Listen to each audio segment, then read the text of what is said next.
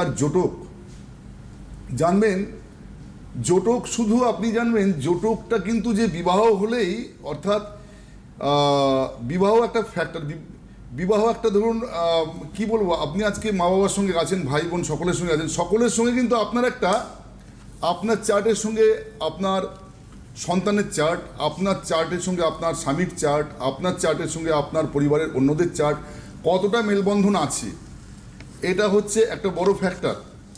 আপনি শান্তি পাবেন কিনা, আপনার চার্টের ভাইব্রেশন তাদের ভাইব্রেশনের সঙ্গে ম্যাচ করছে কিনা, পারমিট করছে কিনা, অর্থাৎ একটা তারে মিলছে কিনা, বা একটা তারে না মিললেও কাছাকাছি তারে মিলছে কিনা, এটা যদি হয় তাহলে জানবেন আপনি সেই ক্ষেত্রে মেন্টাল এবং ফিজিক্যাল এবং স্পিরিচুয়াল সব দিক থেকেই আপনি কিন্তু শান্তিতে থাকবেন। কিন্তু যদি দেখা যায় যে আপনার চার্টের সঙ্গে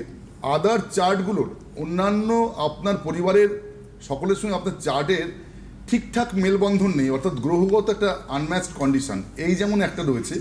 আবার আফটার ম্যারেজ লাইফ, বিবাহের পরবর্তী সময় যদি দেখা যায় যে দুজনের মধ্যে, অর্থাৎ পাত্র পাত্রী বা স্বামী স্ত্রীর মধ্যে দেখা যাচ্ছে যে জোটকে কোনো মিল নেই, জোটকে যদি খুব অমিল হয় তাহলে কিন্তু শান্তি আশা করা যাবে না, কিছুতেই না। আমি আজকে অবধি